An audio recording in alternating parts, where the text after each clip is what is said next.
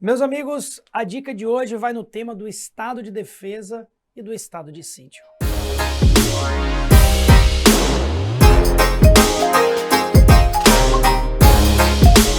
Vamos entender um pouquinho, no âmbito do sistema constitucional de crises, a ideia e a diferença tecnicamente entre estado de defesa e estado de sítio.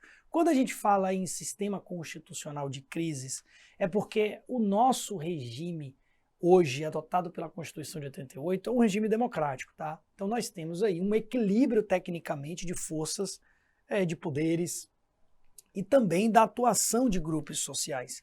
Então essa é uma das características do nosso regime democrático.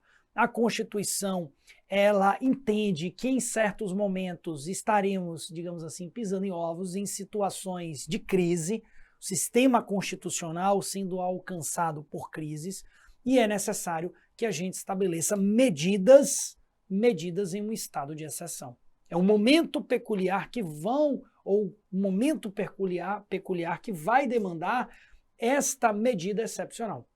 E aí, nesse contexto, nasce aquela ideia. A regra geral é a legalidade, a normalidade sendo substituída em um momento extraordinário, excepcional, por uma medida de exceção.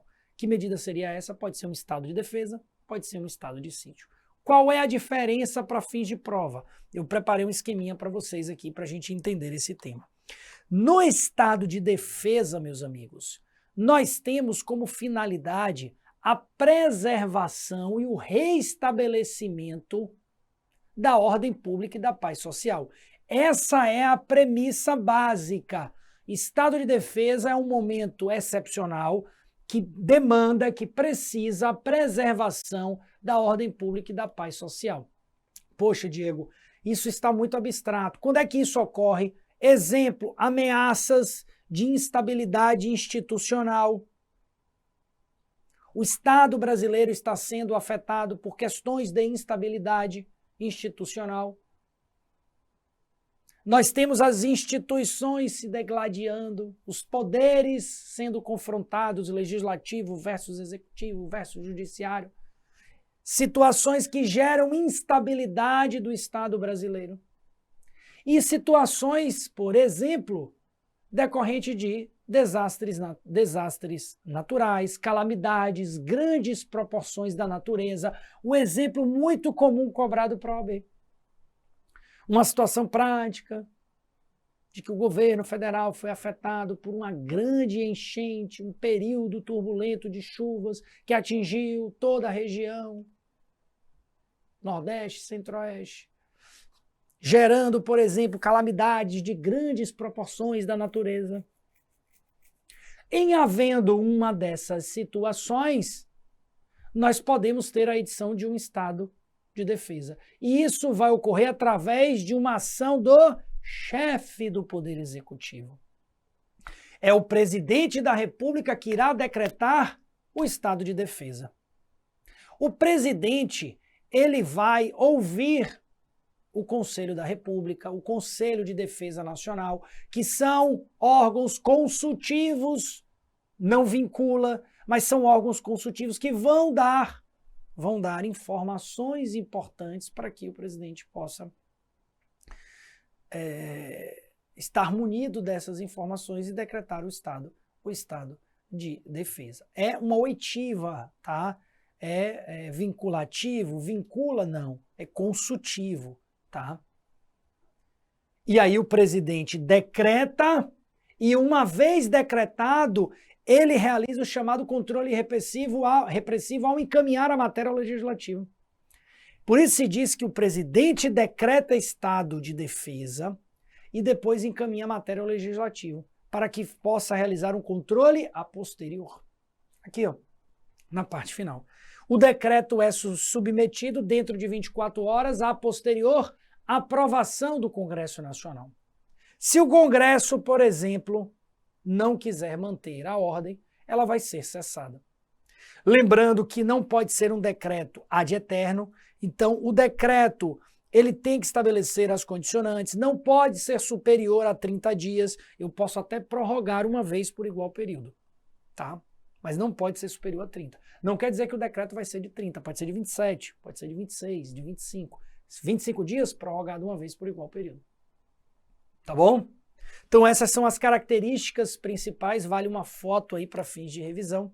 Lembrando que as manifestações do Conselho da República e do Conselho, elas são anteriores, elas devem ocorrer, elas até são obrigatórias, beleza, mas é consultivo, não vincula o presidente.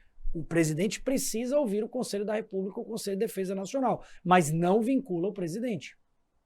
E é anterior à decretação, é uma consulta, tá? E essa decretação é ato discricionário do presidente. Beleza? Por isso que não vincula até a manifestação. Já no estado de sítio, meus amigos, nós temos causas diferentes. Nós temos aí comoção grave de repercussão nacional, uma situação que atinge todo o território brasileiro. É uma situação que tem repercussão nacional.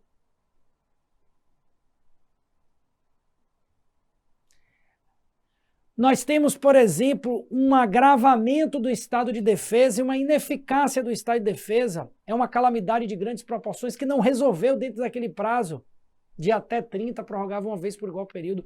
Se há ineficácia do estado de defesa, eu posso ter, por exemplo, uma tomada de decisão caminhando para o estado de sítio. Declaração de guerra pelo Estado brasileiro. O Estado brasileiro está declarando guerra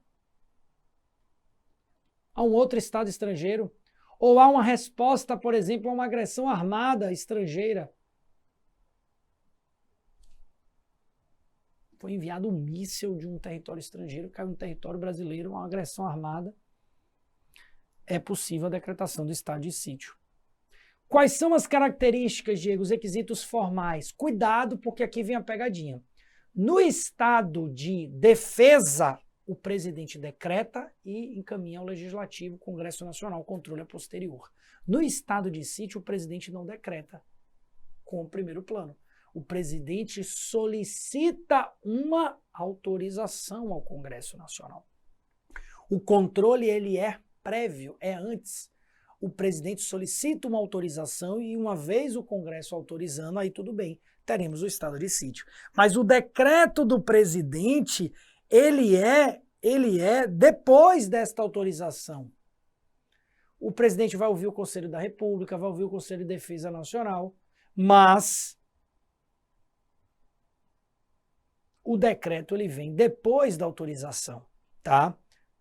Lembrando que quando o presidente decretar o estado de sítio, ele vai trazer os requisitos, vai trazer o tempo de duração, não é uma cláusula aberta, tá? É uma medida mais gravosa? Sim. As manifestações do Conselho da República e de Defesa também seguem a mesma lógica. Elas vão ser obrigatórias, vão ser anteriores à decretação e não vinculam o presidente. Lembrando que a decretação ele é ato discricionário do presidente. Mesmo após a autorização, depois ele vai decidir pela decretação do estado de sítio. Agora, ele só vai poder decretar com autorização do Congresso. Ele vai ficar com a carta debaixo do braço. O Congresso me deu autorização, avaliei, ato discricionário, vou decretar. Beleza? Mas ele precisa desta autorização. Por isso se diz que estado de defesa, o presidente decreta, tá? Ele edita o estado de defesa. No estado de sítio, o presidente solicita uma autorização para depois realizar este decreto. Então, essas são as grandes diferenças entre estado de sítio e estado de defesa para fins de estudo na prova da OAB.